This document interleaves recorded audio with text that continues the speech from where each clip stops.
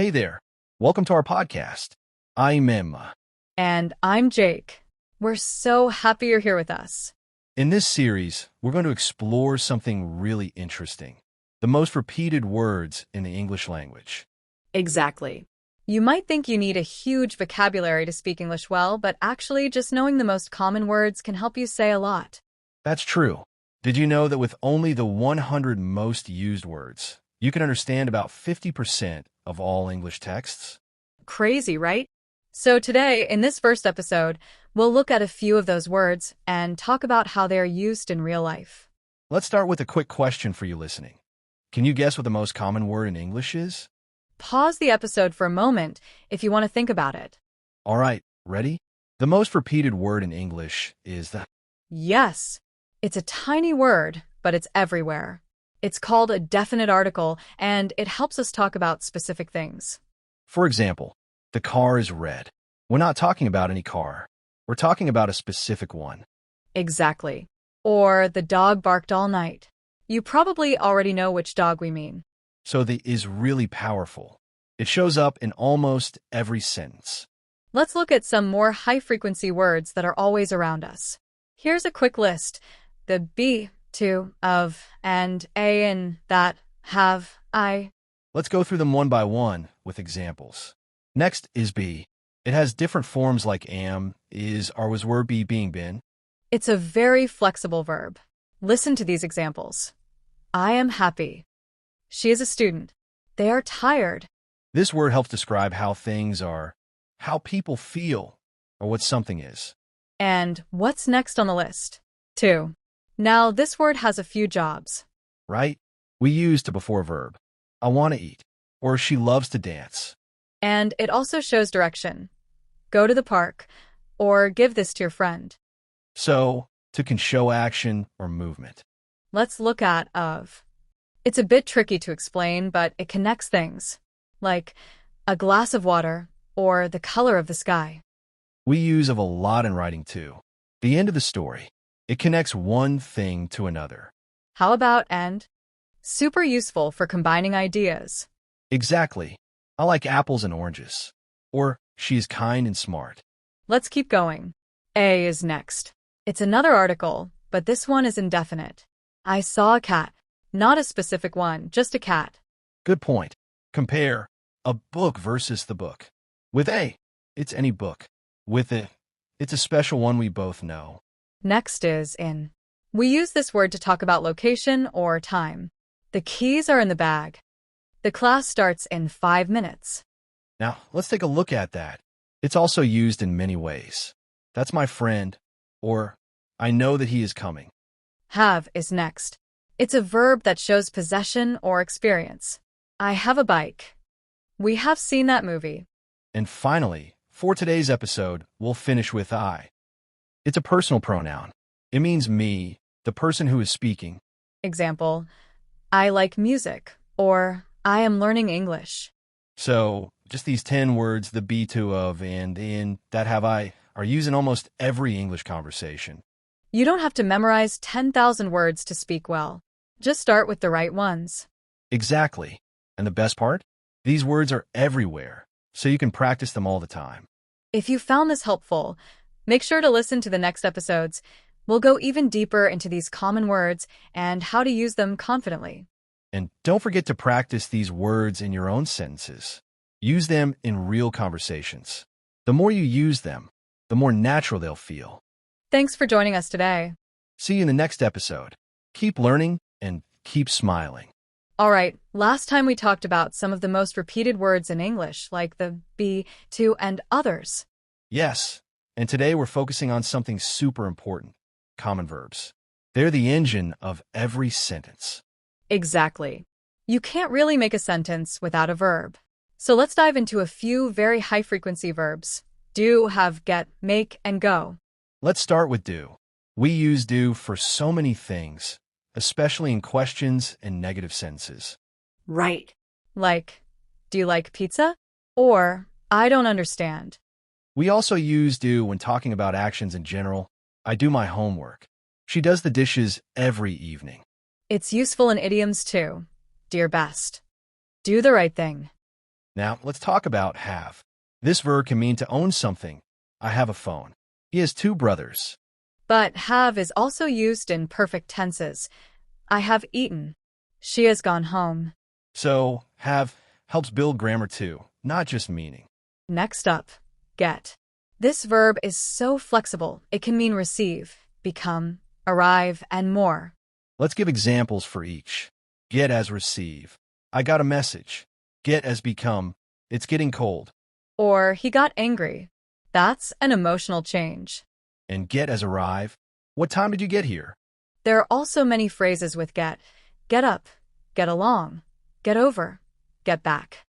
Yeah, get is a real chameleon. It changes meaning depending on context. Now, let's look at make. People often confuse make and do. That's true. A quick tip. We often use make when something is created or produced. Like, I made a cake. She made a mistake. Also, he made a decision. These are actions where something new is the result. Some useful expressions. Make money, make friends, make a plan, make noise. Now let's finish with go. It's one of the most common and simple verbs, but also super important. Yes. Go is used to talk about movement or travel. I go to school. We're going to the cinema. Also, she goes shopping every Friday. Go is used in many tenses. I went to Paris. He's going tomorrow. We've gone already. And don't forget phrasal verbs. Go out, go on, go back, go away. Let's practice a short dialogue using all 5 verbs. Hey, Jake, what do you do every morning? I get up at 6, then I have a coffee and go for a walk. Sounds healthy. Then what? Then I make breakfast and start working. Nice routine. I usually do yoga and then get ready for my day.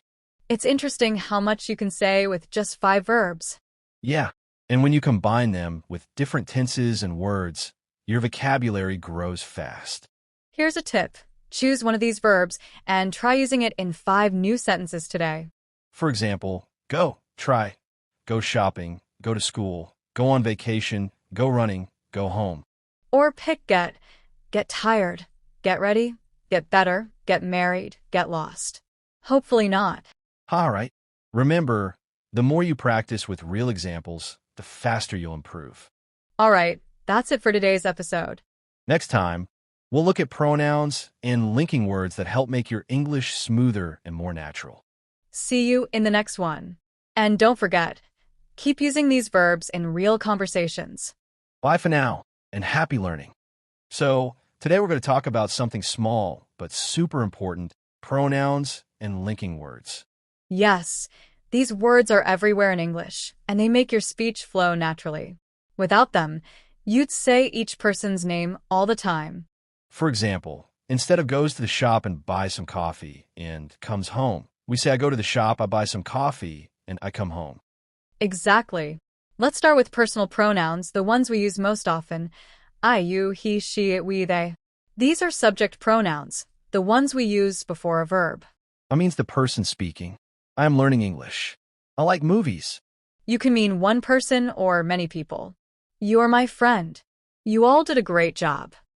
He is for one male person. He is my brother. He loves football. She is for one female person. She is a teacher. She works hard. Is used for things, animals, or ideas. It is raining. It is a beautiful day. We means me and others together. We are ready. We live in this city. They is for multiple people or things. They are students. They enjoy their free time. Let's do a little game. I'll give you some sentences. You think which pronoun fits. 1. Underscore, underscore, underscore, am feeling happy today. 2. Lisa and Mark are here. Underscore, underscore, underscore, are waiting outside. 3. Underscore, underscore, underscore is my favorite book. Talking about a book. 4. Underscore, underscore, underscore work hard every day. 2 people. Answers. 1 I. 2 they. 3 it. 4 we. Great. Now you are using pronouns correctly. Pronouns help you speak more naturally and avoid repetition. Now, let's move to linking words, also known as conjunctions. Words like and, but, so, because. They help you connect ideas. to add, to contrast, to explain reasons, or show results. Without them, you talk like a list. And is used to add information. I like coffee and tea. She's smart and kind. It's one of the most common words in English because we often add one idea to another. But shows contrast when something is different or opposite. I want to go, but I am tired. She studied hard, but she failed the exam.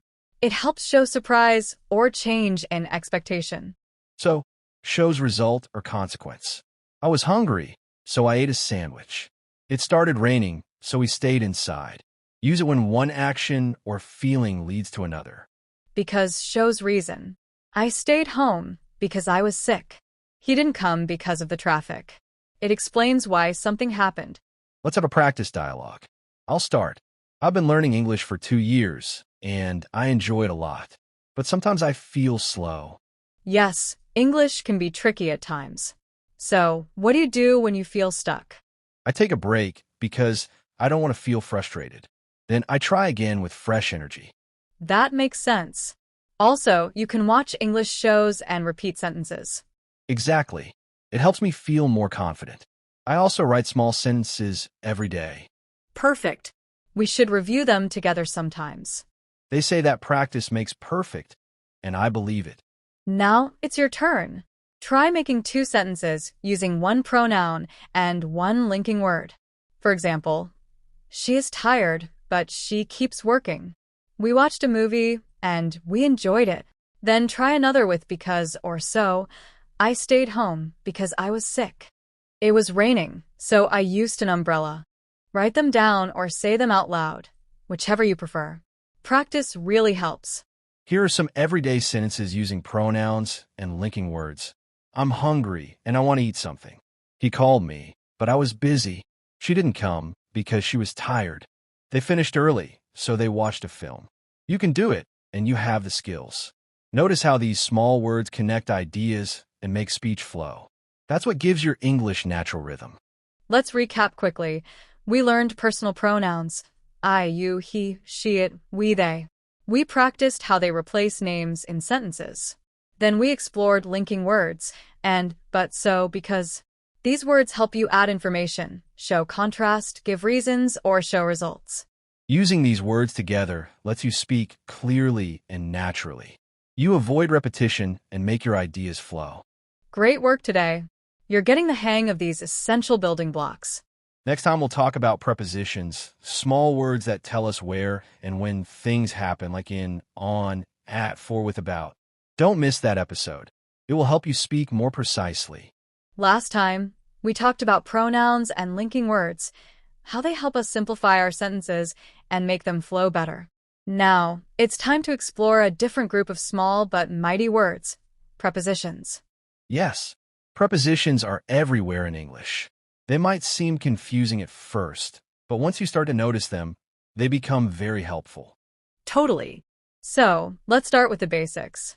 What is a preposition? A preposition is a word that shows the relationship between a noun or a pronoun and another word in the sentence.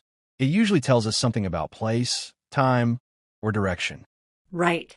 For example, in the sentence, the book is on the table, the word on tells us where the book is. Exactly. So, on is the preposition here. It connects the book and the table. Let's break it down by categories. We can look at prepositions of place, time, and movement. Let's start with place. The most common ones are in, on, under, over, next to, behind, in front of, between. Let's give some examples. For instance, the keys are in the bag. In shows the keys are inside the bag. Yes. Or the phone is on the desk. On shows the phone is touching the surface of the desk. Another one, the cat is under the chair. Classic example. Exactly. And the shoes are next to the bed. Next to is a great one. It means very close, side by side. Let's try a quick game. I'll describe a location, and you guess the preposition. Sounds fun. Go ahead. All right. The clock is underscore, underscore, underscore, underscore the wall. On the wall? Correct. Okay, another. The sofa is underscore, underscore, underscore, underscore the TV. Could be in front of the TV? Yes. You got it. Nice. And sometimes we use between, like the coffee shop is between the bank and the bookstore. Exactly. Between is great when you're talking about something located in the middle of two things. Now, let's look at prepositions of time. The main ones are in, on, at, by, before, after, during, since, for. A good place to start is within, on, and at. They often confuse learners. Let's go one by one. In is used for months, years, centuries, and long periods. Right. Like in July, in 2020, in the morning, in the 21st century. Exactly. On is for specific days and dates. On Monday, on Christmas Day, on January 1st. Yes, and at is used for specific times and some holidays. At 5 p.m. at night, at Christmas. Let's test each other. I'll say a sentence, and you fill in the correct preposition. Go for it. We're meeting ___ Friday. On Friday. Good. How about, I was born ___ 1995. In 1995, and the train arrives ___ 7:30. At 7:30. That one's tricky because we say in the morning but at night. English has its quirks. For sure. We also have since and for used with present perfect. Like, I have lived here since 2010, and I've studied English for 5 years. Let's move on to movement. These show direction. Into, onto, out of, off, towards, through, across, along. Here's an example. He walked into the room. The movement goes inside the room. Yes, into is different from in. Into suggests motion, like she jumped into the pool. Exactly. And onto means you move to the surface of something. Like the cat jumped onto the bed. Let's compare. The cat is on the bed position. The cat jumped onto the bed movement. Out of is the opposite of into, like he came out of the store. Another good one is through. She ran through the tunnel, from one end to the other. And across is for crossing. He walked across the street. Along is when you move beside something. They walked along the river. Let's now talk about some common mistakes learners make. Yes, a big one is using the wrong preposition after verbs or adjectives. Like listen. Many say listen to music, but it should be listen to the music. Or interested. It's interested in, not interested on or interested about. Let's make a short list. Good at something. Afraid of spiders. Married to someone. Look at the board. Talk about your day. Think about a problem. Wait for the bus.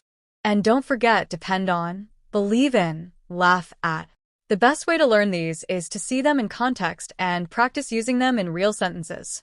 Let's give our listeners a few short exercises. Great idea. Fill in the blanks with the correct prepositions. 1. The cat is ___ the table. 2. I was born ___ April. 3. He walked ___ the door and left. 4. She is interested ___ music. 5. We arrived ___ 9 o'clock. Answers. 1 under. 2 in. 3 through. 4 in. 5 at. Here's a mini challenge. Try describing your room using 5 different prepositions of place. For example, my bed is next to the window. My bag is on the chair. My books are in the drawer. You'll be surprised how often you use prepositions when you pay attention. Today we explored a wide range of prepositions for place, time, and direction. We also talked about the most common mistakes and how to avoid them. Don't be afraid of prepositions. Just keep practicing them in your daily conversations and writing. In the next episode, we'll take things further and dive into adjectives and adverbs, the words that add color and emotion to your English. See you there. It's going to be exciting. Last time, we talked about prepositions, those tiny words that show the relationship between objects in space, time, or direction. Now let's move into something more colorful, adjectives and adverbs. Yes, these are the words that bring your sentences to life. They describe, explain, and add emotion. Let's start with adjectives. What are they? Adjectives are words that describe nouns. They give us more information about people, places, or things. For example, instead of just saying a house, we could say a big house, a beautiful house, or an old house. Exactly. That little word changes everything. A small dog and a big dog, same noun, different image. Let's give a few more examples. A cold drink, a loud noise, a friendly teacher, a red car, a delicious meal. Adjectives usually come before the noun in English, but sometimes they come after verbs like be, seem, feel, look, right, like. The sky is blue. She seems tired. They look happy. And here's something useful. Adjectives don't change for gender or number in English. We say a fast car and fast cars. The adjective stays the same. Let's explore a few types of adjectives. Okay, first, opinion adjectives like beautiful, boring, interesting, fun. They express how we feel about something. Then we have size, big, small, tiny, huge. And age, old, young, new, ancient. Also shape, round, square, flat. And color, blue, red, green, black. We use origin adjectives too, like French, American, Indian, and material, wooden, plastic, metal, cotton.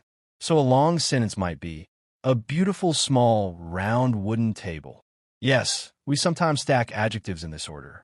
Opinion, size, age, shape, color, origin, material, noun. That sounds complicated, but with practice it feels natural. Now let's talk about adverbs. Adverbs describe verbs, adjectives, or other adverbs. They usually tell us how, when, where, or how often something happens. For example, she runs quickly, tells us how. He arrived late. When? They live nearby. Where? I always forget my keys. How often? Adverbs often end in ly, like slowly, happily, clearly, badly. But not always. Words like fast, hard, late can be both adjectives and adverbs. True. He's a fast driver. Adjective. He drives fast. Adverb. This is where many learners get confused. Let's compare. 1. She is a quick runner. Quick is an adjective describing the noun runner. 2. She runs quickly. Quickly is an adverb describing the verb runs. Another one. He's a good cook. He cooks well. Yes. A common mistake is saying he cooks good. Cross-mark it should be he cooks well. Have you check mark? Let's do a quick quiz. Say whether each bold word is an adjective or adverb. 1. She sings beautifully. 2. It was a cold night. 3. He speaks fast. 4. They are happy. 5. She work hard. Answers. 1. Adverb. 2. Adjective. 3. Adverb. 4. Adjective. 5. Adverb, even though it doesn't end in ly.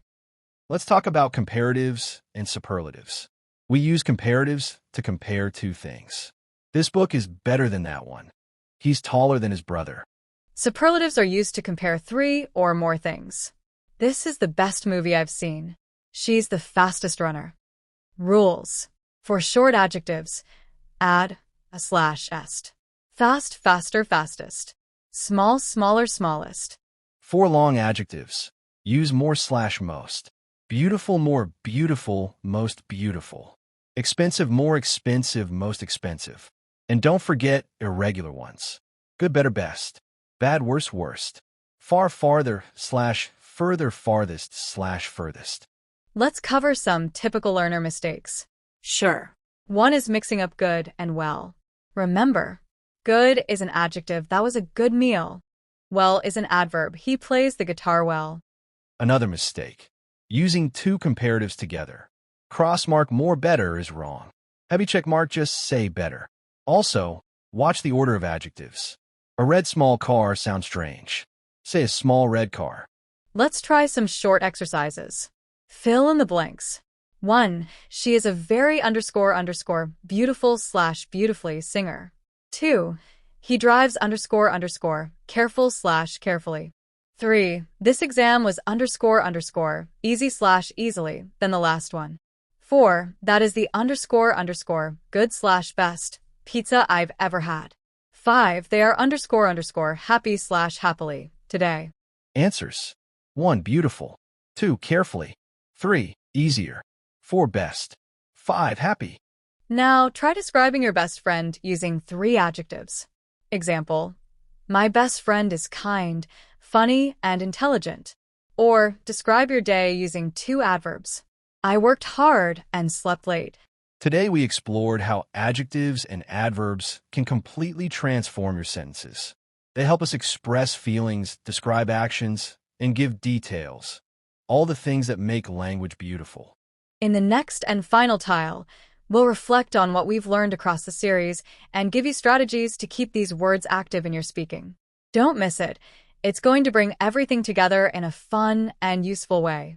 In our last episode, we focused on adjectives and adverbs, the words that add flavor, detail, and precision to your English. Now, in this final episode, we want to help you put everything together and speak with more confidence than ever before. Exactly. You've learned about pronouns, modal verbs, prepositions, adjectives, adverbs. But how do you actually use these most common English words in real conversations? That's the real challenge, right? Learning vocabulary is one thing, but using it fluently and naturally, that's what we're aiming for today. Let's start by showing how these word types combine in real speech. Here's a simple sentence. I can quickly find my blue jacket in the small closet. Let's break it down. I pronoun. Can modal verb. Quickly adverb. Find main verb. My possessive adjective. Blue adjective. Jacket noun. In preposition. The small closet noun phrase with adjective. Perfect example. This short sentence uses 7 of the most common word types in English, and it feels totally natural. That's why this series matters. You're not memorizing lists. You're learning to recognize and use patterns. Language is full of chunks or patterns. For example, can I underscore, underscore, underscore? I'm going to underscore, underscore. It's a bit underscore, underscore. These patterns are like ready-made tools. You just plug in the right word. Let's try one. Can I borrow your pen? Can I help you? Can I sit here? See how the modal verb can work naturally in these patterns? You don't need to invent your own grammar. Just copy native patterns and fill in the blanks. Let's look at a short dialogue using only high-frequency words. A, what are you doing? B, I'm reading. A, again, you read every day. B, yeah, it helps me relax. Very natural. And yet, almost all the words in that dialogue are from the top 100 most used English words. The secret is this. If you master the most common words, you can handle 80 to 90% of daily conversations. Let's quickly review what we've covered in this series. Tile 1, we explored pronouns, I, you, she, we, they. Tile 2, we looked at modal verbs, can, could, should, must, will. Tile 3, we broke down prepositions, in, on, at, by, with, about. Tile 4, we dive into adjectives and adverbs, fast, slowly, beautiful, well. Tile 5, we learned how to combine them into expressive sentences. And now, in Tile 6, we're focusing on how to use these words fluently and confidently in real speech. Here are 5 tips to boost your fluency with the most used words. 1. Use what you know. Don't try to sound fancy. Focus on clarity, not complexity. 2. Speak in chunks. Learn expressions like I don't know, it depends, that's a good idea. 3. Practice short sentences. Long, perfect sentences are not necessary. I'm tired. Let's go. It's too late. That's enough. 4. Repeat out loud. When you watch or listen to English, pause and repeat what you hear. 5. Review daily. Even 5 minutes a day with these high-frequency words keeps your brain active. Let's try using common words in different situations. Situation 1. Ordering at a restaurant. Can I have the chicken salad, please? Do you have any juice? That was delicious. Thank you. Situation 2. Making plans with a friend. Are you free tomorrow? Let's meet at 6. I'll call you later. Situation 3. At work or school. I need help with this. Can you explain it again? That's not a problem. Let's wrap up with a simple activity. Take this sentence.